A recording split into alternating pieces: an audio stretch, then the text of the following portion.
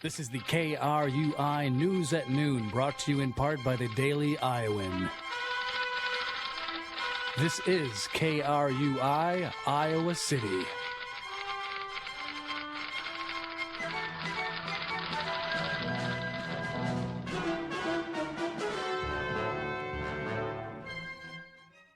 It is noon in Iowa City. The temperature is 39 degrees. And for KRUI, this is the latest news with Josh Green and Elona Neal. Here are the headlines for this Tuesday morning. One University of Oklahoma fraternity is under crackdown for racist remarks, the lengthening of school days for Iowa City public schools, and an update on this weekend's Amber Alert.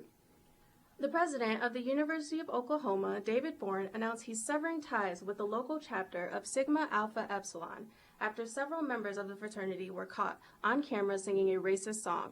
The president, along with several members of the Norman campus, joined together in a Monday protest.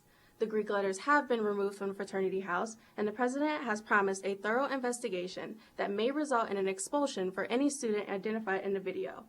Bourne issued a statement stating those who have misused their free speech are disgraceful and have violated what the university stands for. The fraternity members have until midnight tonight to clear out the fraternity house. School days just got a little longer for Iowa City students. Iowa City schools are extending their hours a little longer each day to make up for the missed school days due to severe weather this winter. The students will be going to school for an extra 20 minutes for the 45 remaining school days following spring break. The district is adding 10 minutes to the beginning of the day and 10 minutes to the end of the day. The district believes it is harder to keep up students' attention when you extend the school days past the second week of June, leading them to extend hours rather than days. This will be the first time the district is basing its calendar off instructional hours rather than school days.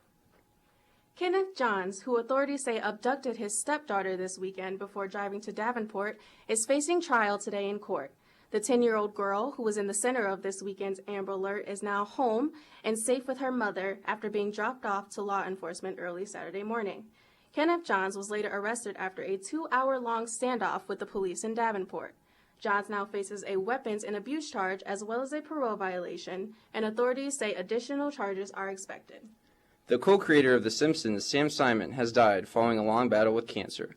The 9-time Emmy winner died this past Sunday after being diagnosed with colon cancer in 2011. Simon was 59 years old. 9 foreign militant workers are thought to be in the hands of ISIS-affiliated militants after an attack on a Libyan oil field. The kidnapped foreigners were working for an Australian-owned service company whose headquarters are in Libya's capital. These abductions come at a time when Libya's security have been highly questioned following ISIS settling there in October. The killing of 21 Egyptian Christians in February is among the events to happen in Libya. The NFL's free agent period officially begins today at 3 p.m., but that hasn't stopped teams who are allowed a 2-day grace period prior to free agency from getting verbal agreements from players who are seeking new contracts. Free agency is a time in the NFL where players who have expired contracts are free to sign with any team.